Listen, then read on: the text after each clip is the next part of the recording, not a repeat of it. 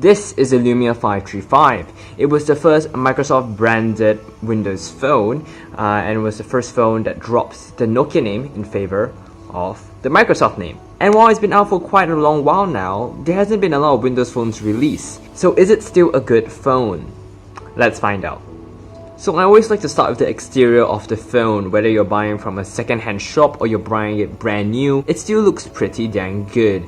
It still has that Lumia look with the polycarbonate shell on the outside and then a simple screen on the front.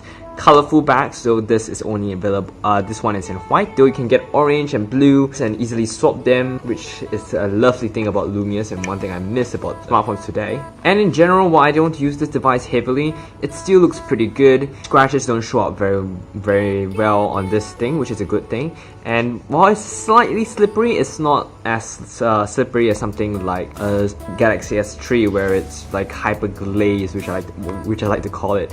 However, if there's one thing that this guy hasn't survived well over the last few years, it's the camera. This lens is a plastic lens. Yes, it's a plastic lens and not a glass lens, which means it scratches very easily. But that is the only thing I can deduct from this from an exterior point of view. The white plastic hasn't yellowed much, surprisingly. And even if it did yellow, you can easily replace it with another back, which are rather cheap. So how about the hardware side? How well has the hardware of the Lumia 525 held up over the years? And I would say it has held up decently. It is a Snapdragon 200 processor, the quad-core kind, and it runs Windows 10 Mobile okay-ish. It's not the most smooth experience as compared to other phones. Specifically, the one I have tested is the Lumia 635 1GB edition. Animations and transitions are a lot smoother on that version compared to this one. But it's not to say it's a bad experience, it's still keeping up with frames majority of the time. The 1GB of RAM does help it a lot when it comes to multitasking, and it is what allows this phone to run Windows 10 Mobile officially. One part that doesn't last very well from a hardware point of view is actually the camera. Again, the camera only shoots 480p video. It doesn't shoot HD, which was quite surprising actually when it was first released, and it's still a big disappointment today. But I really like the front-facing camera. You can get a lot of really nice wide shots with this front-facing camera, and it's still one of my favorite front-facing camera today when it comes to the budget range. The screen is also a 540p screen, and it doesn't support clear back. So in terms of how it looks, the blacks aren't as dark as I would like, which is unfortunate. And in general, it doesn't pop as much as some of the other Lumias. It is, however, perfectly legible. It's not like the 530 where the screen looked fuzzy, so it's just completely serviceable. It also supports double tap to wake, so you can actually double tap the screen to wake. I don't think I have it enabled actually, but you can do that, which is something that not all Lumias do support, which is a nice thing that this one does. But of course, here comes the major downsides, and this is probably the reason why I'm not very happy with this device: the touchscreen. The digitizer is awful. As you can tell that swipe should have registered, it didn't register, and there are a lot of accidental swipe touches that happen, as you saw there. I didn't even touch the Photos app, it launched it by itself. Now this is it's launching random crap. So really what you need to do here is actually wipe off the screen to make sure it's clean, and make sure your hands are not wet in order to touch the screen. It is a known hardware fault. If you look online, a lot of people are reporting having the same issues with the initial batches. Supposedly, batches afterwards don't have this issue, but it is a huge issue on this guy. Some people say that getting a glass screen protector fixes it. I'm getting a new glass screen protector coming in soon to see if it will fix it, but I'm not hoping anything. And because of this screen issues, it's actually really hard to use this phone. I attempted to use this phone for a month and it drove me a bit crazy. A little update on the Lumia 535 with this glass screen protector applied. It's a lot better of an experience actually. Accidental touches are gone, but that doesn't mean it's a perfect touch experience. Swipes are still not registered all the time. You need to tap on the screen rather hard all the way for it not to deregister your touch along the way and accidentally thinking you touched the screen or tapped an icon, which is kind of annoying, but it's gotten from an unusable experience to a somewhat bearable experience. You can definitely train yourself to apply more force to the screen, which is not ideal of course, so my recommendation of going with a revision that does not have this issue still stands. Back to the video. Another thing I really don't like about this device is the screen brightness. As you can tell, I'm not in very good lighting here because I'm testing the front-facing camera of the Redmi Note 3. But this screen can't go dark enough. This is the screen at lowest brightness. Actually, it's not at lowest brightness because the lowest brightness that the screen can achieve is not something that's toggleable and can only be done through the auto mode, which is very annoying. And the auto mode is not very reliable either. Sometimes when I tap auto, it just ends up shooting the display to the highest brightness setting and keeps it there until it decides to refresh the sensors. If you can tell here, this is very, very bright. In comparison, this is the Lumia 635 at its lowest possible setting. Now, this is practically 1 nit. Actually, I shouldn't say that. I don't have any scientific tests to back that up.